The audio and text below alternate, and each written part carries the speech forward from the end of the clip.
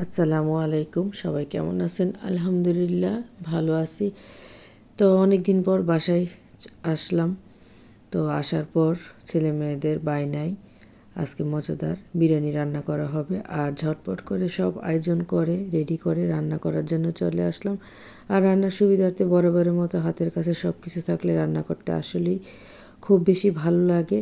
তো এখানে আজকে বিফ বিরিয়ানি করা হবে। তো এখানে বিরিয়ানির মশলা আর তেহারির মশলা আজকে দুইটা মশলা মিক্সড করে বিরিয়ানি রান্না করা হবে। আর বরাবরের মতোই বিরিয়ানি রান্নার তো কোনো রেসিপি নেই। পৃথিবীতে যদি সবচেয়ে সহজ কোনো রান্না থাকে আমি মনে করি বিরিয়ানি। যারা রান্না করতে পারে না তারাও এই রান্নাটা খুব সহজেই করে নিতে পারে। আর বিরিয়ানিতে আলু খুব বেশি ভালো লাগে, সেজন্য কিছু আলু দিয়ে দিলাম। তো আলু আর মাংসটা সিদ্ধ হয়ে আসার পর এখানে পোলাওয়ের চালটা দিয়ে দিলাম। তো চালটা আগে ধুয়ে পানিটা ঝরে নিলাম। তারপরে এখানে পরিমাণ মতো সব কিছু দিয়ে তারপর নাড়াচাড়া দিয়ে মৃদু আঁচে ঢেকে দিব। তো এখন ফাইনাল লুক আমার বিরিয়ানিটা দেখেন, খুবই সুন্দরভাবে রান্না করা হয়ে গেছে। আলহামদুলিল্লাহ অনেক সুন্দর হয়েছে, আর খেতেও মাশাআল্লাহ অনেক ভালো হয়েছে। খাওয়ার পর সবার রিভিউ।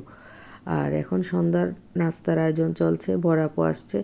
তো এখানে ডিম চিতই করা হবে। তো বরাবরের মতন আমার ছোটো বোন পিঠা বানানোর জন্য এক্সপার্ট, তো তার হাতের মজাদার ডিম চিতই খেয়ে সন্ধ্যার নাস্তাটা করলাম। তারপর রাতে খুদের ভাতের আয়োজন করা হচ্ছে। আর ব্রাহ্মণবাড়িয়াবাসী যারা আছেন তাদের তো মজাদার খাবার হচ্ছে খুদের ভাত, আর সাথে হচ্ছে মজাদার লাল লাল করে চেপা শুটকির ভর্তা। তো আমরা এর ব্যতিক্রম না, আজকে খুদের ভাতের সাথে ভর্তার আয়োজন করা হবে। তো এখানে মজাদার খুদের ভাত রান্না করা শেষ, তারপরে চলে গেলাম ভর্তার আয়োজনে।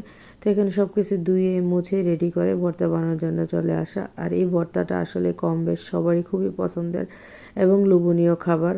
কার কার জিভে জল আসছে সবাই অবশ্যই কমেন্ট করবেন। আর কে কে এই খুদের ভাতের সাথে এই ভর্তাগুলো খেতে পছন্দ করেন সবাই অবশ্যই কমেন্ট করবেন। তো মজাদার খাবারের আয়োজন আজকের রাতের বেলাও ছিল।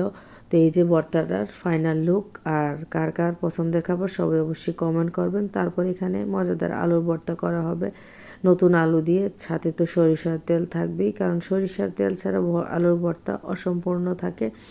আর আমাদের বাসার কম বেশ ছোটো বড় সবারই এই খাবারগুলো খুবই পছন্দের।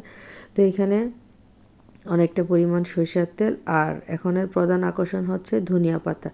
ধনিয়া পাতা যে কোনো খাবারের টেস্ট দ্বিগুণ বাড়ায়, এটা সত্য কথা। তো আলু ভর্তা বানানো শেষ, তার সাথে দুধ চিতই করা হবে। তো সেজন্য ছোটো ছোটো করে পিঠা বানানোর আয়োজন চলছে।